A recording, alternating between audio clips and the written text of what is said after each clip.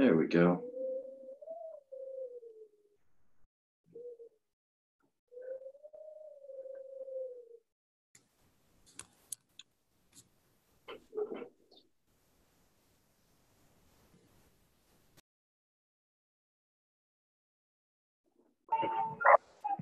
Hey there, how we doing?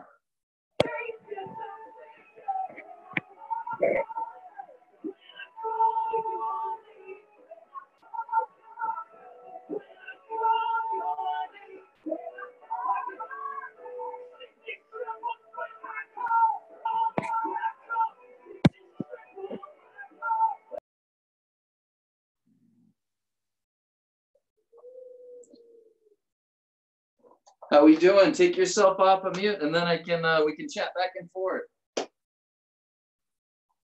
Right down at the lower left should be a mute and unmute button.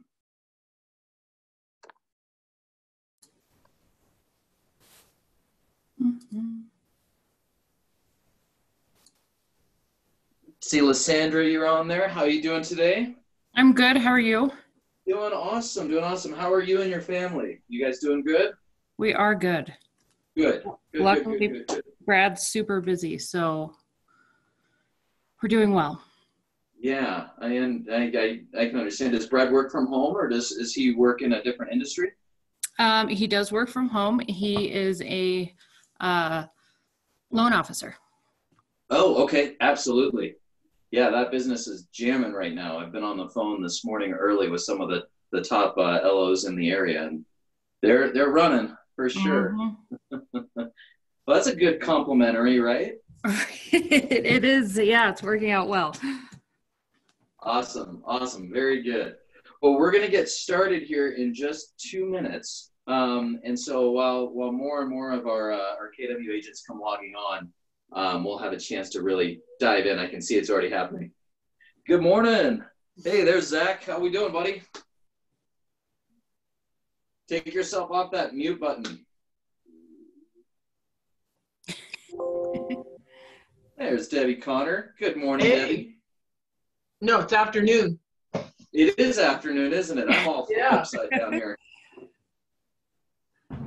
How's everyone hanging in there? Zach, how are you hanging in there and your family?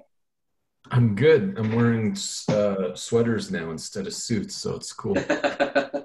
Starts with an S, right? Yeah. Deb, I meant to ask you this morning, how are you, the grandkids? How's the whole Connor family doing? We're good. Good to go? Awesome. A couple of them have a head cold, but, you know, it is what it is. It's not COVID, so that's a good thing. Hey, there we go, right? Yep. So we're going to have some fun today, and we'll start in just a minute. Just letting a little bit extra time, and little disclaimer. Life may show up during our shift class, and hey, Jamie, good morning, or afternoon. And if we see a little one-year-old come running in the room, you know what's going on. So we got to shift with that too, right? And Deb, you know, we've had a little bit of a shifty experience with Haven so far, these Zoom calls. He's like 100% so far with loading up his diaper and watching Patrick's face go, ah! That's awesome. Yep. It's been awesome. It's been very shifty without the F. So there we go. Cool. Let's go ahead and get started. You know, one of the big things before I kick this off, and I'm going to be adjusting how we do, focusing in on the boards here. Before we start anything, the number one thing is, how are we doing? We're starting to see more news come out this week. Be careful what your sources are. I mean, truly be careful what they are. Are they the CDC? Are they the World Health Organization? And this kicks into how we can shift with our business, how we shift with our life. So it's kind of neat. We taught this class, I want to say, was it about a year and a half ago, actually. And all of that was theory back then. And so now we have an incredible opportunity to put this into work. So what I wanted to do first was read to you a letter. Good morning. And I wanted to read to you a letter that Gary Keller sent to leadership. And that is Patrick James. Good morning. He's my productivity coach. It's afternoon, He's doing Patrick. Or after, I know, I keep doing this. Tell me, I'm stuck in, I don't know which coast I'm on right now. So Alaska. it must be because I put some shades over the windows. I think it's morning. So, good afternoon, everyone. And this is coming straight from Gary Keller, and this can tie into our Shift book club that we're running. So, Keller Williams family, make no mistake, we are in a shift. It's a different one than we've ever seen before. Its cause in and of itself warrants caution. We owe that to ourselves and everyone around us. The health challenge has shown up in our lives and is very real. It must be respected, and we must take all necessary actions to keep each other safe. The economic of this challenge is both uniquely real and surprisingly similar. It's called a shift, an economic shift. This isn't the first one, and it certainly will not be the last one. Shift happens. And when it does, you must shift with it. You must pivot quickly. And if you don't take action, you're literally turning your business into a game of chance. There's no reason to do that. The actions are simple and highly effective. They've been time-tested and proven. Make no mistake, you need to pivot. You need to pivot today. So what do you do? And that becomes the ultimate question that all of us are facing right now. What do we do? How do we handle times of uncertainty? Because as we would love to have the answer in the crystal ball, the reality is it is not there. Good morning, Jake. Afternoon, Jake. I'm telling you, Jamie, I'm stuck on this morning thing. I know. There's nothing wrong with this morning. It's a morning Right, somewhere. Exactly. It's always So Christmas with Jake. 2009 Yeah, right. So in 2009, Jay, Dave, and Gary Keller wrote the book called Shift. It was written on the heels of what turned out to be called the Great Recession, one of the most harrowing financial periods in American history. And we came through it. We survived. And then we thrived because we shifted. So when we start diving into this, one of the key things I think that's really important to identify right now, there are shift classes going on all over the place from all different companies that are claiming they know the Keller Williams models and systems. Here's the reality to all of this. Unless you're true Keller Williams leadership right now, currently right now, then they're going off of a model and a system that was written in 2009 without being able to bridge the gap between 2009 and 2020.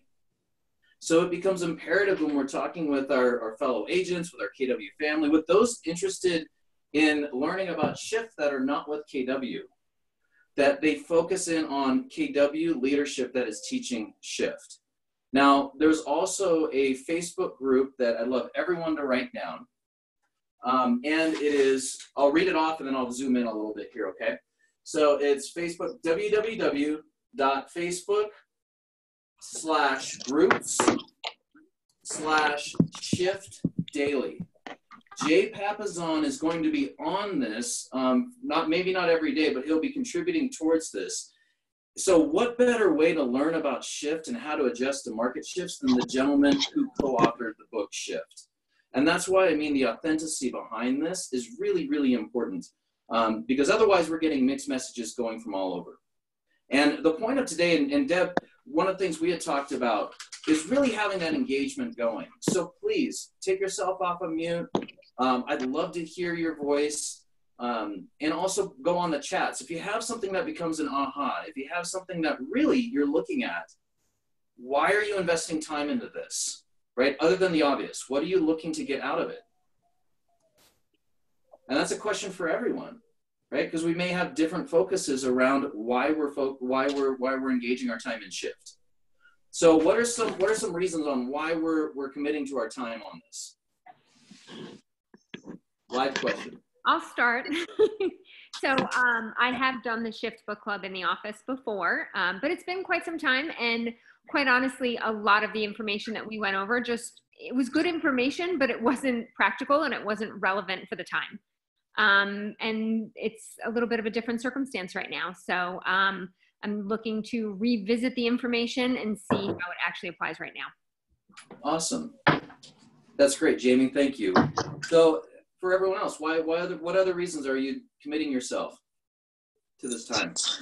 Well, I too missed the shift class, and I have never been through a shift. So this is super important. So I think it's super important for those of us in it to learn what to expect and how to utilize our businesses the best way we can. Awesome. I love that. What's another one? Yeah, Zach. So I started in the last shift, and I am super excited for this one as well, and not to be, mean or callous or anything like that, but I'm just excited to hear what other people are doing, and I'm happy to share my thoughts about it as well, because I think, again, not to be, callous or heartless or anything like that, but I think it's a huge opportunity. I have a bunch of investors that I work with, and to me, it's like Christmas is coming in July this year, so get ready. And I'm comfortable and I'm used to, and I grew up when it took 6 months just to get a house under contract. So I'm jazzed, and I'm just, I think we need to, at least in this group and in this context, think about it from that perspective, as opposed to, giving into all the, the fear and the hype that's out there, and, just prepare and be ready for what's next, and understand how to capitalize on it, and do it as a group and do it well. I love that. That's fantastic. Thank you. Awesome. Quick question. So I have a question for Jake. Jake, you could be standing right here next to me. In fact, you've taught this class over and over and over, right? Yep. Why are you on the call? To spy on you. Is it the suit jacket, the nice red shirt? What? Well, no, it's one of those situations where I had some time. I'm eating some lunch, so sorry if you watch me eat. And yet, truly, it's to hear where everybody else is at. As Zach said, I started in the last shift. We did really well in the last shift. As Warren Buffett says, fortunes are made in markets like today.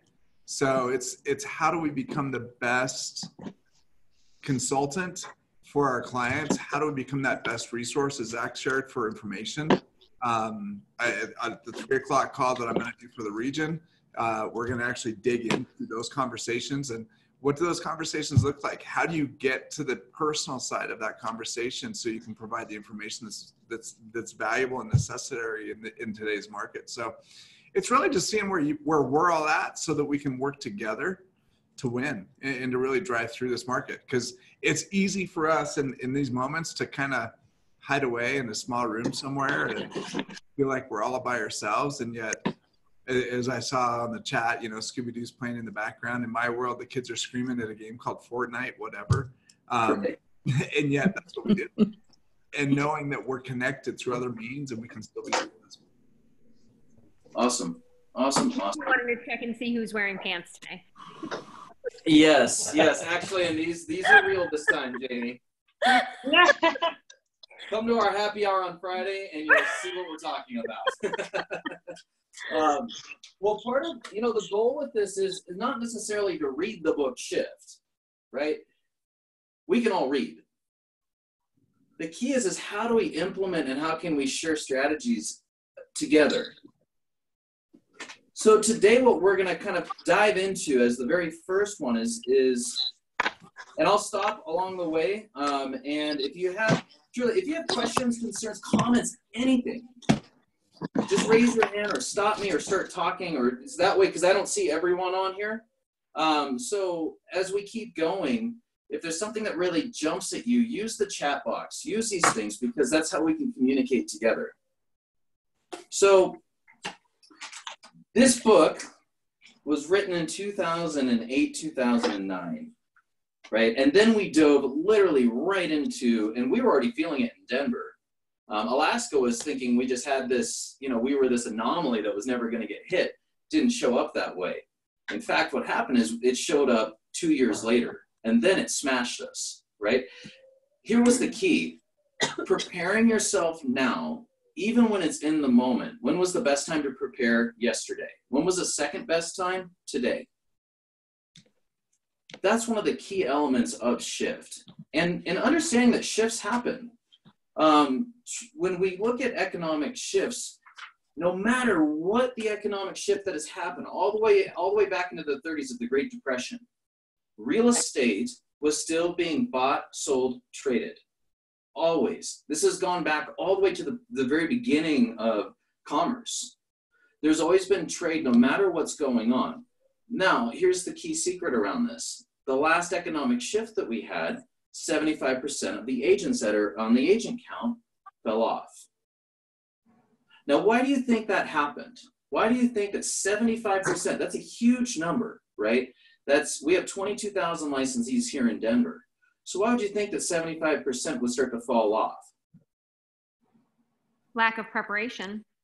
Absolutely, lack of preparation, for sure. What's something else? That's awesome. I would say limited beliefs and lack of training from leadership to know how to address what was going on. I know I was with a different brokerage and we were not having these conversations. Yeah, absolutely, Jody. That's awesome. Thank you. What's another one? Fear. A couple of different things. Fear. Ooh. Oh, go ahead. No, go Zach. Yeah, I just was going to say, I think a lot of people that are doing this full time and this is their primary income, they fall off, you know, they go back to selling cars or, you know, something else. They just do something else because they can't hang with it. And I think a lot of people who do it part-time or sort of on the side don't know how to deal with the complexities of a short sale or an REO situation or whatever, or just don't want to, and then they don't. And to me, it's a huge opportunity to grab market share. You know, if we all, you know, dive into, you know, what's potentially coming down the pipe and are prepared with a short sale coordinating team like the title companies used to have, and know how to do a HUD deal, and, you know, are willing to get everything hand signed in ink and use fax machines and all that crazy nonsense again, then to me it's huge. I think we can all do really well if you're willing, and it's in every market. I mean, you have to adapt, and the way things have been, you know, recently, it's when do we list the market, do highest and best and all that. To me, it's the same kind of situation, but just in a different way now. So I think that's why people fall off, because they're either not willing or not able to adapt and keep up. And like you said, the best time other than, you know, 6 months ago to prepare for this is right now. So there's no time like the present. Absolutely. Absolutely. Thank you, Zach. Deb, you said fear. Yeah. Tie into that for me a little bit. So fear of the unknown, and maybe of, like, to allude to Zach's point, not knowing where to go for help. And, you know, it's just, what the heck do I do now? You know, some newer licensees, maybe they're like, oh my gosh, did I pick a wrong time to get in? And nothing could be farther from the truth. Mm-hmm. Opportunity exists everywhere. It's just what rock are we looking to flip over in order to see it, right? Yeah. And then the key is, once we see it, are we implementing? You know, it's interesting because when we talk about market shifts, we also talk a lot about time. How are we investing our time on a daily basis? Are we doing our lead gen? And when I'm saying lead gen, I mean every aspect of that. That goes into the care calls. That goes into how we can help them.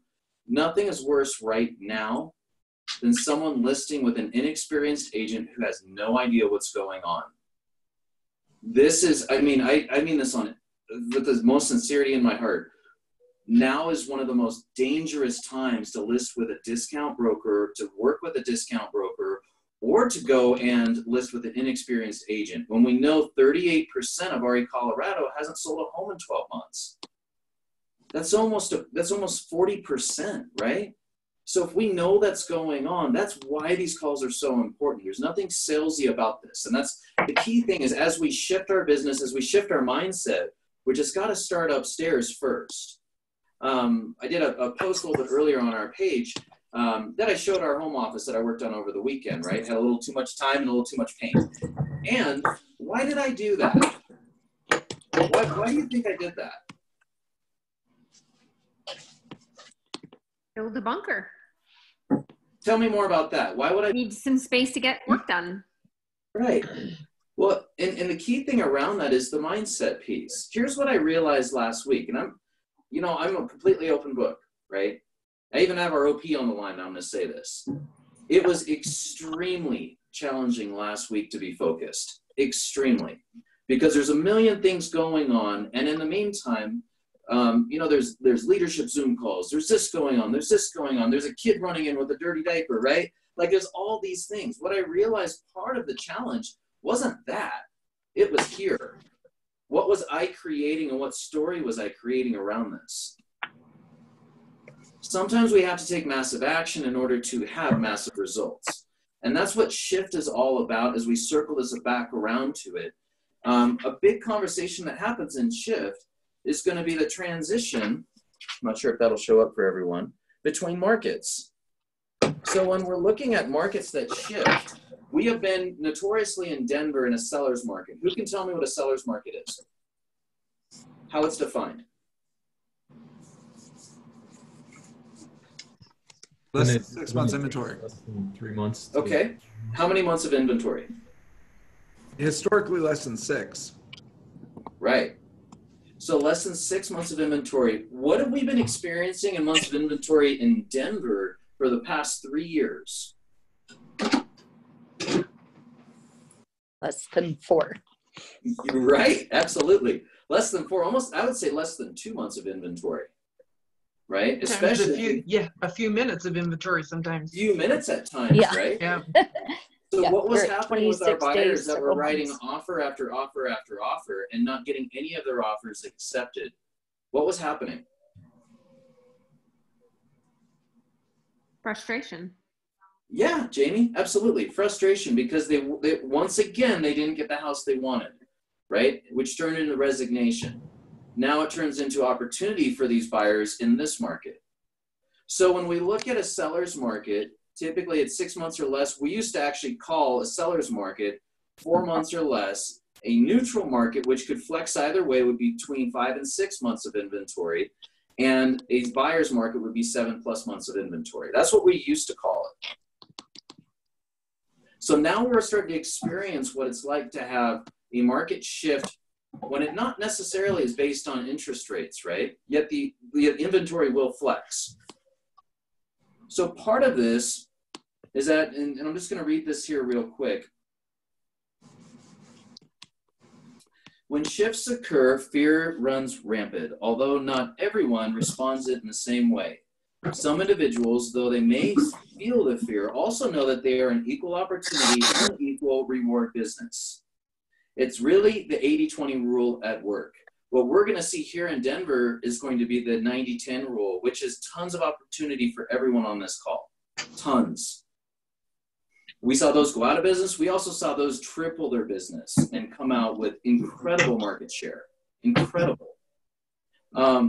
If individuals understand a shift or have actually experienced one, they know that they have to push past the fear and face the 2 tests. First, to survive. Second, to thrive. So survive to thrive. They have to hang in tough and the law of equilibrium reasserts itself. Then it's opportunity time.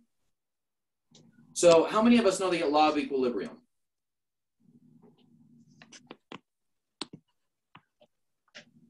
Okay.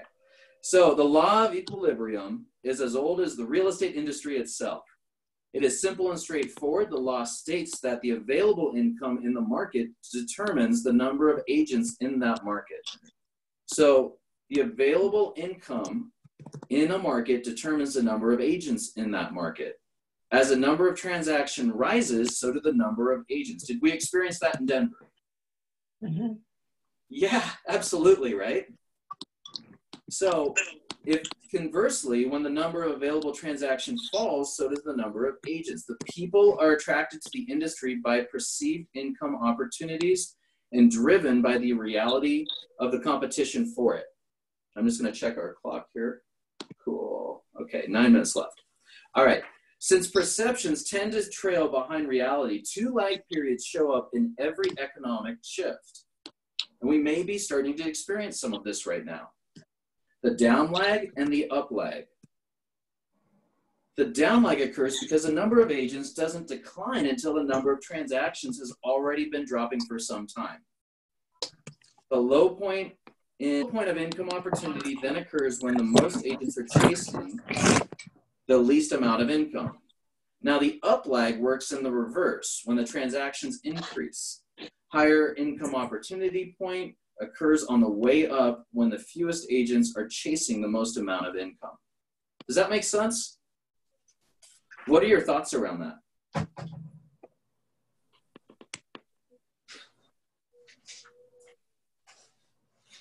Market are probably the people that are more motivated than in the past and likely to price appropriately. So to me, that's a huge opportunity to grab market share. You know, if more and more agents are dropping out, the ones that stay in have, you know where to go to grab those motivated sellers and the buyers that are, being opportunistic. I don't know. There's just a huge opportunity to grab listings. And I think, a number that I saw from the last recession was, I think the height of the inventory, we had something like 45,000 units active in the MLS at the high point. I may be wrong, but I thought it was something like that. So that's like 4 times what we have right now. And if people start dropping out of the market and we're the ones that are left and there's 4 times as much business to go after, I mean, that's huge. It's exciting. Yeah, absolutely. What are some other thoughts? Thank you, Zach.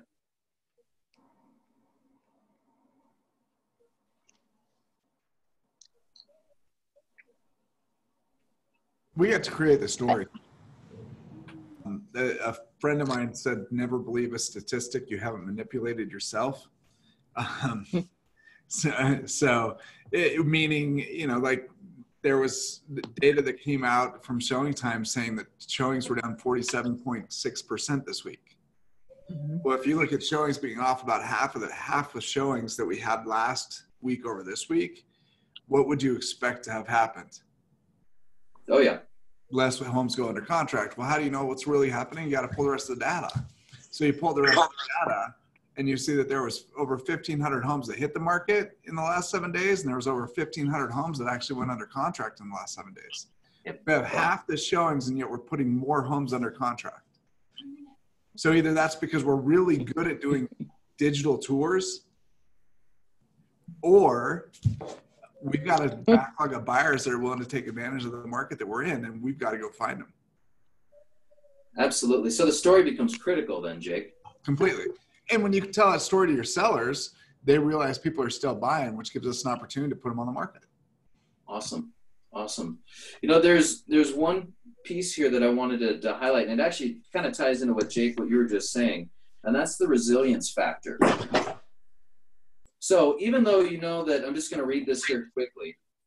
Even though we know that history repeats itself, in order to profit from it, you have to remember it. You must carry the lessons of the past into the present. The past has taught us that this too shall pass, right? It's like Gandalf and the spear, or the staff, right? And that success comes to the resilient. Here's a tangible way to look at it. If your career goes 3 steps forward and the market drives you 4 steps back, you're essentially below zero and out of the game. If it's 3 steps forward and 3 steps back, all you've done is survive. But if you've taken 3 steps forward and the market only drives you 2 steps back, you're just absorbing the hit. You're still in the game and you're more than just surviving. So for everyone who's on the call, and this goes to leadership too. One question that Gary Keller put out there, and we've been talking a lot about this. What do you want your life and business to look like on the other side of this? Really think about that. Where do you want this to be? And the key component around that is as your leadership team,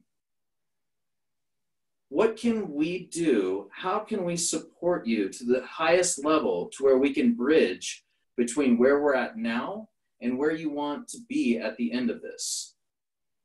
And that's something to really think about and reach back to us and even put it on the chats. There we go, Jamie. And really put on the chats here and talk about it, because this is where communities thrive. So over the next few weeks here, as we dive into the book Shift, so what we've covered so far has been the market shifts happen, the law of equilibrium. What we're going to dive into starting on Wednesday is going to be part 2, us shifting. So it's going to be the 12 tactics for tough times. And in each one of these, it's going to be a very similar format to what we had today, which is going to be a lot of interaction. It's going to be a lot of conversation. The point of this is not just to read you a book, because all of us can read. The point of this is to engage, interact, and then implement step-by-step actions that we can take to take our business, take our life to the next level, no matter what the hurdle or the obstacle that should show up. So I know that right now we have 2 minutes left. Are there any comments, concerns, questions, anything? One other thing I'll just say to answer your question a little bit for me is it kind of ties back into what Gary talked about, where just taking an opportunity to get super lean right now and be brutal with all your expenses and anybody that you may have, that you're paying outside vendors and things like that. Because if you can really do that, get lean and do more with less, and then as the opportunity starts to increase to grab market share, not only are your expenses lower, but, if you can capitalize on it, your income explodes. I mean, that's the best of both worlds for sure. Absolutely. Couldn't agree more, Zach. And that's what we're being asked all the way across. And I put this out there for everyone else. Cut your business and personal expenses by 20%. 20%. What do you want versus what do you need? For those clients that we have that are out there, now's a great time to lean into Keller Mortgage. It's also a great time to go into Keller Covered. Really start diving into this and giving them some opportunity and some options, and look at it personally. If Keller Mortgage can save you X amount per month, which they're having some major success stories right now, then maybe it is an opportunity to look at that. Sit down and have that conversation with your spouse or your partner or your dog or your 11-month-old diaper-ridden child running around. But have that opportunity. Sit down and have that conversation. Jake, you've had it with Emily. I know I've had it with Mariah. Deb, we've talked about it.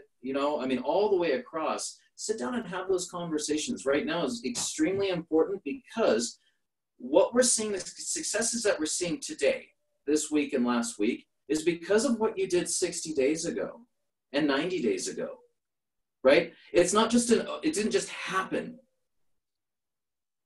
So the number one focus point of the leadership team on supporting you to the highest level is protecting what's 30, 60, 90 days out and 120 days out, 180 days out for you, your family, and your business. And as your team leader, I am absolutely committed to that for each of you. And so the key around this is engagement and community. And so with that, any other closing marks, and then we'll be right on time here. I'll just give you a question. It's a question that my coach has me kind of digging through, having the same conversation with my spouse and my kiddos is what do I choose for my life and my business to look like on the other side of this? There is another side to this when we come out of it. We've all seen how that happens. And she says, get clear. What do you want it to look like? Absolutely. I love that. John Maxwell has a series going on right now that's really awesome. The second one aired today, and they're all recorded. And I put them all out on my Facebook page, and I'll put it on the office one as well. They're about an hour long each, and he takes you through that. It's how leaders lead through a crisis. Each and every one of you are leaders. You're leaders in your own homes and in your own businesses. The best 2 hours I spent in quite some time was listening to those. John's great. Yeah, that was amazing. I didn't get a chance to watch today's yet, but yesterday's was amazing. And I don't know, I don't know how this works on Facebook. So hello, my name is Patrick. I'm learning this too. And there's an opportunity to have a watch party. So what if we were able to take these John Maxwell's and put them on a feed on a watch party where we could all watch it together and then chat about it and then have a Zoom conversation afterward saying, hey, what was our biggest ahas? What did you pull from this? What are you going to implement? I think that could be an awesome idea, right? Because this is what it's all about. Doesn't matter if we're in our office. It matters that we have our working environment to where our mindset's right, so then we can implement activities. Any other thoughts, comments? I love the John Maxwell, by the way. That's awesome. I think Scott looks very executive-ish right now. I know, I'm about to sign a listing with you, Scott. Hey, go Scott! Awesome. Well, tune in on Wednesday. Please spread the word about this. We're going to dive into each one of these tactics, and we're not just reading it. We're going to be really diving into each one of these and sharing and talking about strategies. So it's my goal as your team leader to do whatever we can do to where you are able to increase opportunity for both your family and your business. So I thank each and every one of you for being online today and being on the Zoom. And tune in Wednesday will be another 30 minutes. And when we start, we're starting, and we'll end on time, we'll start on time. So thank you very much. I appreciate you guys, and I miss all of you. So keep in touch, all right? And we'll stay in touch as well. Thank you. Bye.